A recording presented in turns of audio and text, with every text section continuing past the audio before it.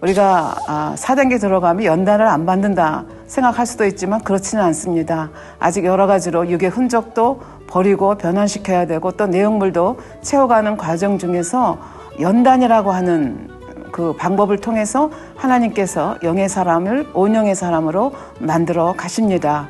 그래서 이 연단이라고 하는 것이 4단계에 이르기 전에 말하자면 1, 2, 3단계에서 받는 연단과 영으로 들어와서 받는 연단이 다르다고 말씀을 드렸습니다. 이번 시간에는 다윗에 대해서 하나님께서 다윗을 어떻게 연단하셔서 영으로 들어가게 하시고 온영으로 들어가게 하셨는지에 대해서 이 시간 설명을 드리도록 하겠습니다. 영으로 들어가기 전에는 사단의 송사를 받는다 그렇게 말씀을 드렸는데요. 여러분들이 다윗의 범죄 그러면 제일 머릿속에 남는 것이 밧세바 사건일 것입니다. 그렇습니다. 밧세바 사건은 다윗이 영으로 들어가기 전에 있었던 사건이고 다윗은 이 사건을 통해서 이제 설명을 쭉 드리도록 하겠지만 영으로 진입을 하게 됩니다. 다윗은 범죄했고 사단이 송사했고 영계의 법칙에 의해서 하나님은 이 송사를 들어줄 수밖에 없었고 그래서 지금까지는 승승장구였던 것 같은 이 다윗의 삶 속에 하나님께서 나단 선지자를 통해서 예언한 이런 일들이 하나하나 엄청난 재앙으로 다가오게 되는 거죠. 말하자면 자기가 저지른 죄의 결과로 지금 연단을 받아 가게 됩니다. 밧세바 사이에 낳은 그 불륜의 자녀가 죽겠다. 이런 예언의 말씀을 하셨고 그다음 이후로 너희 집에 칼이 떠나지 않으리라 재하가 떠나지 않으리라 이런 말씀을 하셨는데 우리가 이 일이 있은 후에 사무엘하를 쭉 읽어가다 보면 큰아들인 암논이 누구하고 그 불륜의 관계를 갖습니까? 그것도 강제로 자기의 이복 여동생인 압살롬의 그 여동생인 다말하고 관계를 갖게 되죠. 그리고는 그냥 내치게 됩니다. 그러니까 이것을 본 압살롬이 또 이제 계속 조금 이따 말씀을 드리겠지만 이걸 이제 가슴에 한으로 품게 되죠. 그래서 이게 나중에 압살롬의 반역까지 이루어지게 되고 압살롬의 반역이 일어나게 되면서 아까 말씀드렸던 여러 가지 사건들 그러니까 그 아내가 백주에 사람들 보는 앞에서 흉측한 일을 당하는 거 그다음에 이제 지금부터 또 말씀을 드리겠지만 이 압살롬의 반역, 쿠데타로 인해서 다윗은 예루살렘을 떠날 수밖에 없습니다. 그래서 머리를 풀어 헤치고 울면서 맨발로 도망을 갈 수밖에 없는 그런 처절한 일을 당하게 되고 그 도망가는 과정 중에서 시므이라고 하는 베냐민 지파의 한 사람이 와서 감히 지금 왕에게 저주하고 돌팔매질을 하는 일을 당하게 됩니다. 그리고 압살롬 사건을 통해서 자기의 1등가는 모사였던 아히도벨이 그쪽에 합류를 하고 또 일이 여차저차해지면서 이 아히도벨은 밧세바의 할아버지거든요. 자살하는 사건이 벌어지게 되고 또 자기의 아들인 압살롬이 그 전쟁에서 죽게 되고 또 돌아오는 과정에서 이런저런 사건이 있어서 세바의 반란이 일어나게 되고 그러니까 굉장히 어려운 정말 인간으로서는 참아내기 힘든 이런 일들을 다윗은 당하게 됩니다. 그런데 우리가 이런 말씀을 듣죠. 예를 들면 여기 벽돌이 한 장 있는데 어떤 사람들은 이 벽돌을 장애물이라고 합시다. 그럼 어떤 사람은 벽돌을 발로 콱 차가지고 어떻게 해요? 삐끗해가지고 발을 다치는 사람도 있고 어떤 사람은 이 장애물을 가지고 와가지고 집을 짓는 재료로 쓰는 사람도 있다고 합니다. 또 어떤 이는 얘기하죠. 시큼한 레몬이 있는데 딱 입에 땅 불었더니 너무 시큼해서 던져버리는 사람도 있고 저 같은 사람은 아주 신 거 싫어하거든요. 그러니까 이 레몬 씹었을 때 얼마나 시겠습니까? 그래서 던져버리는 사람도 있고 그런가 하면 이 시큼한 레몬을 가지고 던져버리는 게 아니라 레모네이드를 만들어서 이렇게 더운 날 아주 그 신선한 음료로 만들어 먹는 사람도 있다고 합니다. 그러니까 똑같은 연단, 자기의 죄 때문에 당하는 연단을 받는다 하더라도 그 연단을 어떤 마음으로 받느냐에 따라서 그 연단이 영으로 들어가는 지름길이 될 수도 있고 어떤 사람은 그 연단 때문에 넘어져서 또 후퇴할 수도 있다는 얘기죠. 근데 다윗의 훌륭한 점이 무엇인가 하면은 이런 연단을 굉장히 감사함으로 당연히 당할 것, 누구에게 핑계대고 또 변명하는 것이 아니라 내가 잘못했기 때문에 내가 당하는 것이다 하면서 감사함으로 선으로 이 연단들을 이겨내게 되거든요. 그래서 여러 가지 사건이 많이 있지만 이 시간에는 두 가지 이 연단 맞는 과정 중에서 두 가지 사건을 통해서 이 다윗이 어떤 모습으로 어떤 태도로 이 연단을 이겨나갔고 그래서 결국은 이런 연단을 통해서 다윗은 영으로 들어가게 되거든요. 그래서 어떻게 이것이 가능했는가 이것이 또 이 다윗의 예를 통해서 우리는 그러면 나는 어떻게 이 나에게 오는 연단을 바라보고 어떤 태도로 이것을 통과해야 되겠는가 하는 것을 배울 수 있으리라고 생각을 합니다. 그래서 이 시간에는 이렇게 이 과정 중에서 그 불륜의 아이가 죽었을 때 죽어가는 과정 중에서 다윗이 어떻게 행동했는지 그리고 아까도 말했지만 시므이라고 하는 일개 백성이 그 임금 앞에 나와서 그렇게 정말 해서는 안 되는 말과 해서는 안 되는 행동을 했을 때 다윗이 어떻게 이것을 선으로 이겨갔는지에 대해서 설명을 드리도록 하겠습니다. 그 불륜의 씨앗인 아이의 죽음과 관계된 것이 사무엘하 12장 15절부터 23절에 나와 있습니다. 그래서 나단 선지자가 그렇게 하나님의 하나님의 입장에서 지적을 하고 책망을 하고 앞으로 무슨 일이 일어날 것을 말씀하고 횡하고 간 다음에 이제 그 일들이 그 생활 속에서 하나하나 펼쳐집니다. 제일 먼저 일어난 일이 이제 그 불륜의 씨앗인 아이에게 일어난 일입니다. 15절에 보면 나단이 자기 집으로 돌아가니라. 우리아의 처가, 여기는 아직까지도 우리아의 처죠. 우리아의 처가 다윗에게 낳은 아이를 여호와께서 치심에 심히 앓는지라. 그러니까 다윗은 이 아이가 지금 왜 앓는지를 아는 거예요. 그리고 이 아이를 하나님께서 취해가겠다고 이미 말씀하셨잖아요. 그럼 여러분들은 이런 상황 속에서 어떻게 하겠습니까? 하나님이 아이를 데려가겠다고 하시니까 내가 할 일이 뭐가 있겠어? 아버지 뜻대로 하시옵소서. 그리고 자기는 쿨쿨 잠을 자야 되겠습니까? 근데 다윗은 그렇게 하지 않았습니다. 여기 보면 16절에 다윗이 이 아이를 위하여 하나님께 간구하고 금식하고 철야기도 했습니다. 밤새도록 기도합니다. 그러니까 그 집에 늙은 자들은 이제 다윗의 가까이 있는, 물론 젊은 사람도 있지만 늙은 자들은 평생을 같이 했잖아요. 그러니까 다윗의 마음을 너무 잘 아는 사람들이죠. 늙은 신복들이 곁에 이르러 다윗을 일으키려 하되 다윗 왕이 듣지 아니하고 저희로 더불어 먹지도 아니하더라. 그러니까 금식하고 철야하면서 그 아이를 위해서 하나님 앞에 간구하는 거예요. 하나님 데려가시겠다고 했는데도 불구하고 다윗이 이 아이를 위해서 이렇게 처절하게 간구하는 거죠. 그러니까 옆에서 신하들이 좀 드시라고 해도 안 먹겠다고 하고 계속 그 태도를 유지하는 걸 볼 수 있습니다. 그런데 7일이 지나다 이 아이가 죽었습니다. 그러니까 이 신복들이 지금 아이가 앓는데도 다윗이 저렇게 금식하고 철야하고 기도하는데 아이가 죽었다고 하면 다윗이 정말 정신 못 차리고 정말 기절할까 봐 이 다윗에게 말을 못 합니다.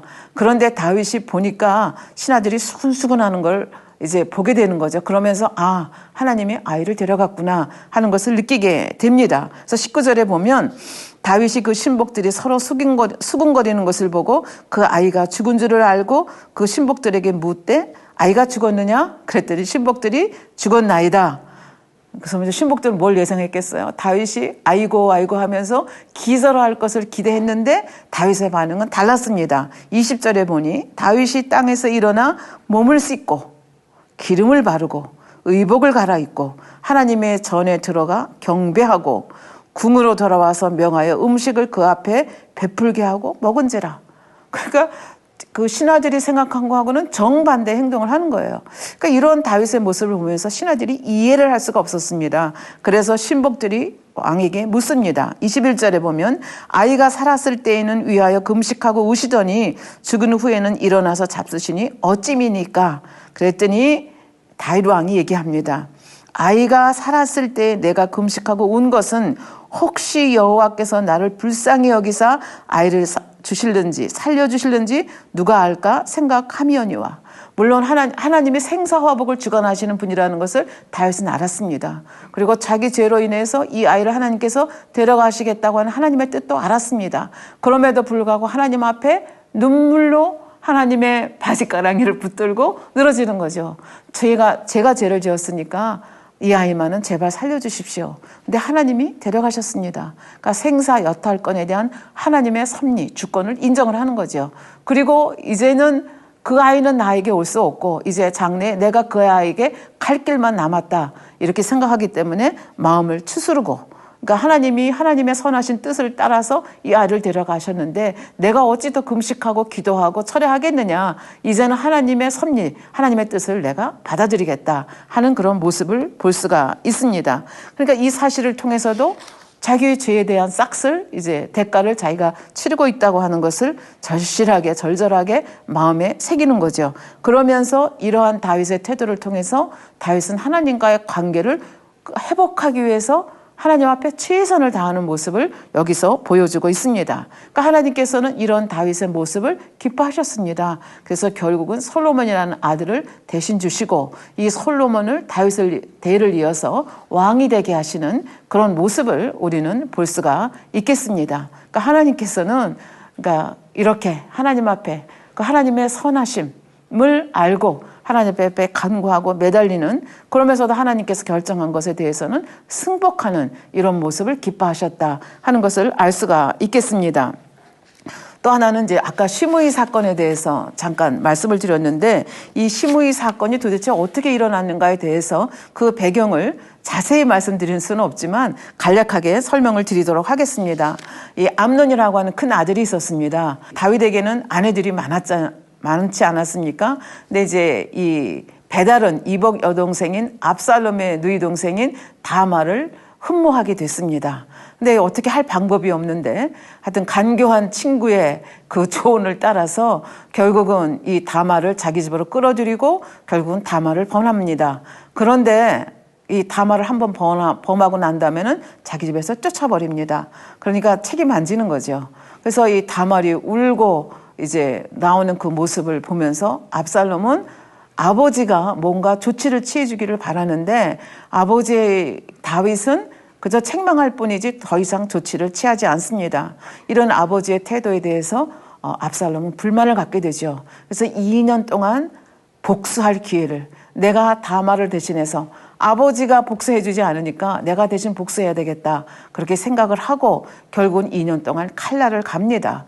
그래서 양떼를 깎는 날 이제 자기 형제들을 그것도 왕의 이름으로 초대를 하게 되고 그 초대받은 그 암논을 자기 그 종들을 통해서 죽여버리는 그런 일들이 벌어나게 된 거죠. 그러니까 결국은 형제를 죽이는 살인을 범했으니까 율법대로 하면 또 생명은 생명으로 오지 않습니까? 그러니까 압살롬은 어디로 도망을 갑니까? 외갓집으로 도망을 갑니다. 그래서 애갓집으로 이제 도망을 가가지고 그슬이죠, 애갓집이. 그슬로 도망을 가서 거기서 이제 3년을 지나게 되죠. 그런데 그 옆에 누가 있었는가 하면 요압 장군이 있지 않습니까? 그 다윗의 군대 장관인데 이 요압이 병 주고 약 주는 사람 중에 한 사람이거든요. 근데 어느 날 보니까 이 다윗이 그 도망간 압살롬을 너무 그리워하는 거예요. 그것을 요압이 눈치를 챘습니다. 그래서 어떻게 하든지 압살롬을 데리고 와야 되겠다 이렇게 생각을 해서 드거와의 지혜로운 한 여인과 공모를 하게 되죠. 그래서 이제 이렇게 저렇게 해서 결국은 그 압살롬을 데려오는데 성공합니다. 그래서 예루살렘까지는 데리고 왔는데 다윗의 마음이 아직도 안 풀렸는지 그러니까 온전한 용서가 안 된 거죠. 그래서 예루살렘에 와서 2년이 지나도록 다윗이 왕궁으로 압살롬을 불러들이지 않습니다. 그러니까 압살롬은 굉장히 마음이 언짢은 거죠. 용서하려면 화끈하게 용서하시든지 아니면 아예 죽이려면 불러들이지 마시지 왜 나를 불러들였는가.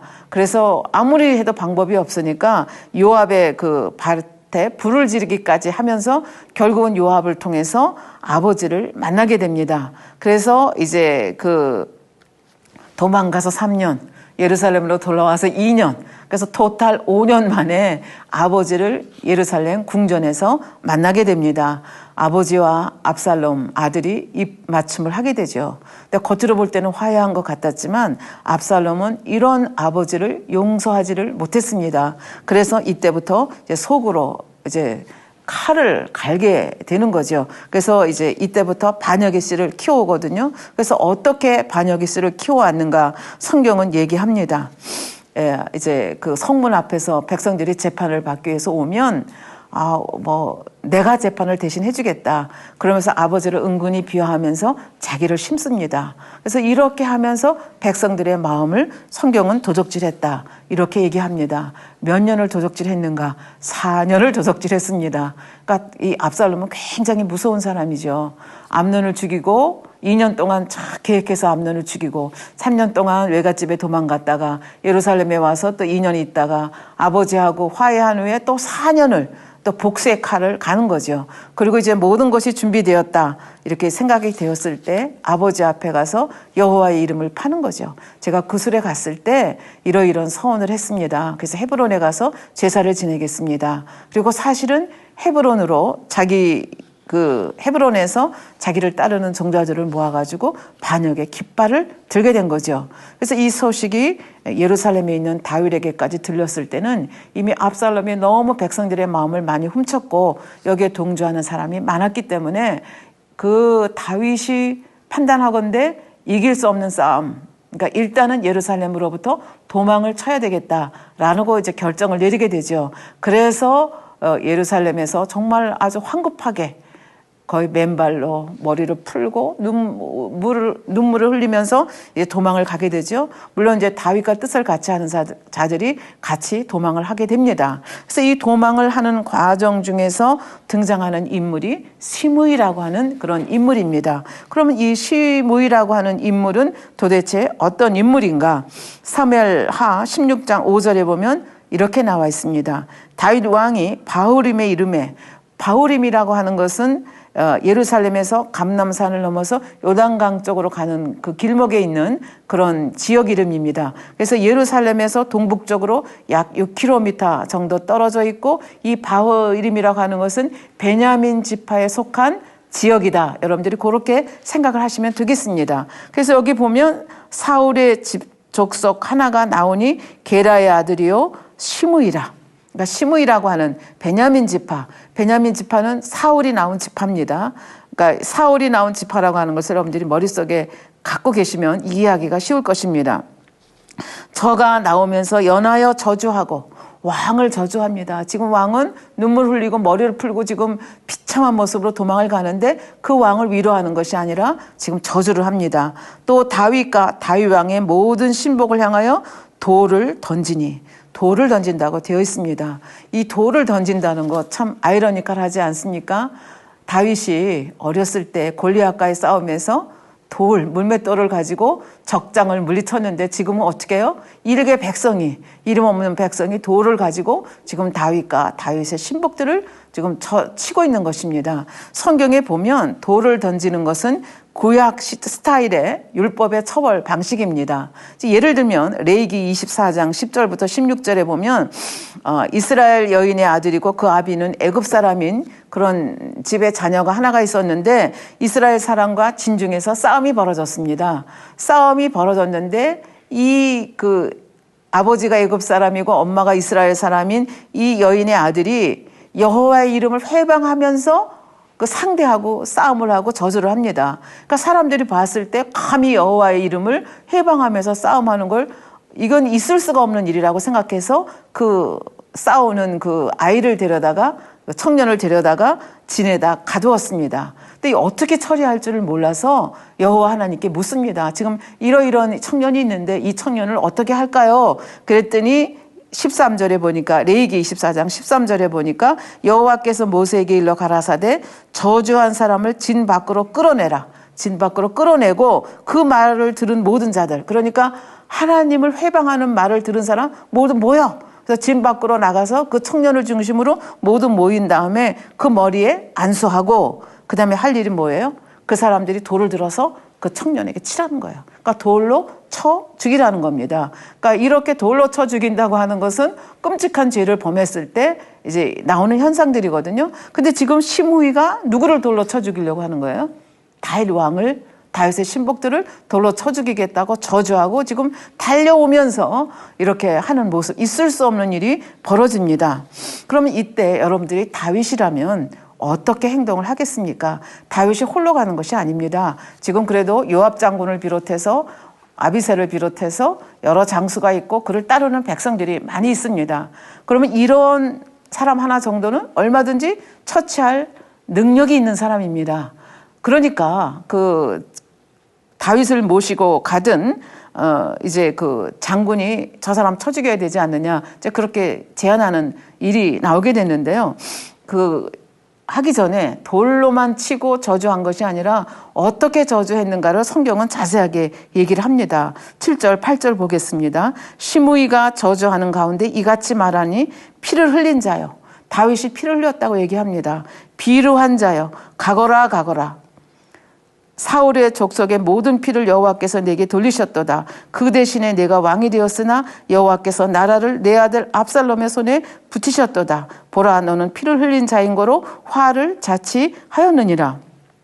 여러분들이 이제 이 앞에 사건들을 알면 이 시므이가 왜 이런 말을 했는지 하나도 맞지는 않습니다. 다 틀리는데 자기의 생각 속에서, 왜냐하면 사울이 베냐민 지파 사람이었잖아요. 그러니까 시므이의 입장에서는 사울과 그 후손들이 왕이 되어야 되는데 지금 엉뚱하게 다윗이 왕이 되었습니다. 이런 상황 속에서 인간의 생각을 통해서 이제 머리를 굴리는 거죠. 그래서 예를 들면 여러분들이 보면은 아브넬이라고 하는 사울의 그 군대 장관이 이스보셋이라고 하는 죽지 않은 사울의 아들을 데려다가 왕으로 삼고 자기가 뒤에서 조정하면서 이제 그 유다 왕이 된 다윗과 대치가 되는 그런 상황이 있었습니다. 근데 이 아브넬이 죽지 않습니까? 누구의 손에 죽습니까? 요압 장군의 손에 죽습니다. 근데 성경은 우리에게 얘기합니다.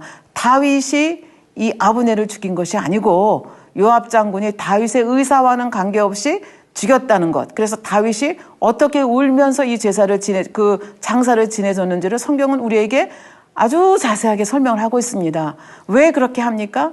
다윗은 하나님께 기름 부음 받은 자였고 다윗은 사울과는 달랐습니다. 내가 왕권을 쟁취하겠다는 마음이 없었습니다. 하나님이 내게 기름 부으셨으니 기름 부은 자의 방법대로 나를 왕 위에 올리실 것이다. 그래서 내가 쟁취하는 것이 아니라 하나님이 주실 때를 기다리는 사람이었습니다. 그러니까 아브넬을 죽인 자는 다윗이 아닌데 지금 이 시므이는 다윗이 죽였다고 지금 이렇게 생각을 하는 거죠. 그 이스보셋, 그 왕은 그 북이스라엘의 사울 왕을 이어서 그 아브넬이 바지로 핫바지로 세워놓은 그 허수아비로 세워놓은 이스보셋은 누가 죽였습니까? 그 신하들 2명이 죽이지 않았습니까? 성경은 자세히 이것에 대해서 얘기하고 있는데 마치 다윗이 이 사람을 죽였다고 생각하고 그렇게 이제 얘기를 하는 거죠. 그리고 이제 사무엘하 한참 가다 보면 다윗 때 계속해서 3년 동안 흉작이 드는, 그러니까 기근이 드는 사건이 벌어지거든요. 그래서 하나님께 여쭈었을 때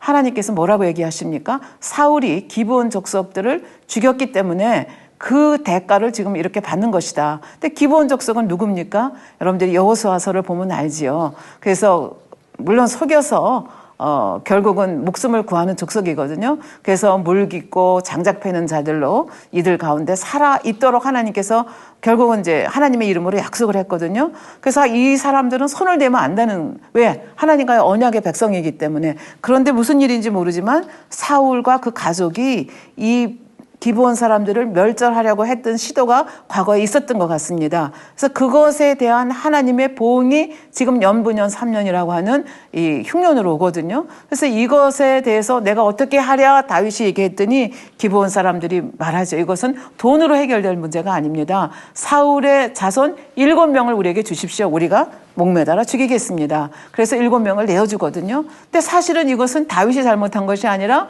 그 사울과 그 가족이 잘못했기 때문에 결국은 이런 일이 벌어졌는데, 이제 이런 일들을 다 어떻게 생각한 거예요? 다윗, 네가 다 배후에 있는 거 아니냐? 지금 이 말 속에는 피를 흘린 자요 라고 하는 이 말 속에는 이런 것이 포함되어 있는 거죠. 그 다음에 뭐라고 했습니까? 비루한 자라고 얘기했습니다. 이 비루한 자라고 하는 것은 아무짝에도 쓸데없다. 파괴를 일삼는 자식이다. 이런 뜻이 이 속에 포함이 되어 있습니다. 그러니까 네가 이렇게 죄도 없는 사람들 다 죽이고 네가 핏값으로 지금 왕위를 차지한 것이 아니냐, 이렇게 이제 이 시므이는 그 베냐민 지파의 사람으로서 이렇게 이제 생각을 하는 거죠. 그러면서 뭐라 그래요? 가거라 가거라. 이스라엘 백성들은 사실은 가나안 땅을 하나님께서 주셔서 하나님의 성지로 생각하고 그 땅에 거하는 자들입니다. 근데 그 땅에서 지금 가라 가라 하는 것은 히브리 사람으로서는 감당할 수 없는 모욕적인 언사입니다. 그러니까 할 수 있는 모든 모욕적인 언사를 다 지금 해가면서 다윗에게 입에 침을 튀기면서 그 다음에 그냥 돌을 던져가면서 이 저주의 말을 퍼붓는 겁니다. 근데 우리는 아까도 말씀드렸지만 이것이 하나도, 지금 세 가지를 얘기했죠. 사울의 가정에 다윗이 피를 흘렸기 때문에 그 대가를 내가 받는 것이다. 그리고 사울의 왕자를 내가 빼앗지 않았느냐. 그래서 하나님이 압살롬을 왕으로 너 대신 세우지 않았느냐. 그런데 하나님이 압살롬을 왕으로 세우지 않았습니다. 하나님은 누구를 마음에 두고 있습니까? 솔로몬을 마음에 두고 있습니다. 그러니까 우리가 인간의 생각을 동원하면, 하나님의 섭리, 하나님의 뜻을 모르면 이렇게 엉뚱한 죄목을 씌워서 이렇게 다윗에게 욕설을 할 수 있다는 그런 이야기가 되겠습니다. 그래서 이런 그 상황 속에서 이 다윗이 어떻게 행동을 해야 될 것이냐 하는 문제가 이제 도달을 하게 되죠. 그러니까 시므이의 입장에서 보면, 지금이 이제 정치적으로 계산을 해보면 지금 압살롬한테 쫓겨서 도망가잖아요. 그리고 도저히 압살롬을 대항할 길이 없다고 생각을 한 겁니다. 그러니까 다윗이 망하기만을 기다리고 주시하고 있던 이 시므이가, 베냐민 지파의 한 사람인 시므이가 지금 어떤 생각을 하고 있습니까? 지금이 바로 그때다. 너는 망하게 될 것이다. 그리고 확실히 망한다고 생각했기 때문에 두려움 없이 감히 도망가는 왕에게 이렇게 엄청난, 입으로 해서는 안 되는 이런 말씀들을 하고 있는 것을 볼 수가 있습니다. 그래서 이런 그 시므에 대해서 그 요압 장군의 형제들 아비새가 어떻게 반응을 했는가. 16장 9절에 보면 수려의 아들 아비새가 왕께 여짜오되 이 죽은 개가 어찌 내 주왕을 저주하리까. 청컨대 나로 건너가서 저의 머리를 베게 하소서. 더 죽은 개 같은 자가 감히 왕에게 이런 말씀하십니까? 말씀만 하시면 제가 가서 저놈의 목을 베어오겠습니다. 얼마든지 가능한 얘기입니다. 여기 지금 죽은 개라고 얘기를 했는데 이스라엘 백성들에게 있어서 개는 굉장히 부정한 동물입니다. 그래서 이 개라고 하는 것이 성경 속에 보면 굉장히 좋지 않은 경우에 쓰여진 경우가 상당히 많이 있습니다. 예를 들어서 거룩한 일이나 사물을 이해하지 못하는 자를 개에 비유하기도 하고, 아니면 이방인들을 개에 비유하기도 합니다. 그래서 저 개라고 해도 이것이 엄청난 말이 되는데 거기다 뭐라고 했습니까? 죽은 개입니다. 여러분들이 레이기나 이런 성경을 읽어가다 보면 그 죽은이라고 하는 수식어가 붙어 있다고 하는 것은 부정의 부정입니다. 엄청나게 더러운 걸 얘기하죠. 왜? 죽음은 뭡니까? 죄의 싹은 죽음이지 않습니까? 그러니까 레이기 같은 데 보면 이 죽은 시체에 손만 닿아도 어떻게 해요? 7일간 부정하다고 했습니다. 그래서 7일간 그 정결 예식을 또 치러야 되는 이런 일이 있거든요. 근데 여기다 개에다가 죽은 개라고 하니까 정말 이 아비새가 봤을 때는 말도 안 되는, 정말 천한 백성이 이런 일을 한다는 것에 도무지 참을 수가 없는 겁니다. 그러니까 명령만 내리시면 제가 곧장 가서 어떻게 하겠어요? 저의 머리를 베어오겠다고 이렇게 얘기를 합니다. 다윗이 연단을 선으로 통과해 나감으로 하나님의 마음이 오히려 합한 자로 발돋움하는, 그래서 영으로 들어가는 중요한 계기가 됐다고 하는 것이 매우 중요한 포인트가 되겠습니다. 영으로 들어왔지만 하나님께서는 다윗이 이런 조그마한 그릇으로 끝날 사람이 아니고 다윗 속에 있는 육의 흔적까지라도 다 없애고 변환시켜서 온영의 사람을 만들고 더 큰 그릇을 만들기를 원하셨습니다. 영으로 들어간 다윗에게 하나님께서 또 한 번 연단을 가하게 되는데, 그 사건이 소위 말하는 다윗의 인구 계수, 그 군인들을, 전쟁에 나갈 군대를 이제 그 인구 조사하는 사건이 사무엘하 24장에 나오거든요. 그래서 이 계수를 한 것 때문에 결국은 이제 엄청난, 그러니까 7만 명이나 백성들이 온역으로 죽어가는 그런 일들이 벌어지게 됩니다.